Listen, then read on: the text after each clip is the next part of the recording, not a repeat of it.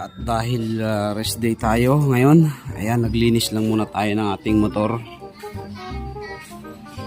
Ayan, kumukuti-kutitap na naman ang ating Maxi. Tanghali na tayo nagising dahil inatake tayo ng grabing ubo kagabi. At nilagnat pa rin. Kaya yan, ngayon ay naglinis na muna tayo. Magpakintab na lang muna tayo ng motor. Ayan, para ready na yan sa isang linggo na naman biyahe natin sa trabaho. Ayan.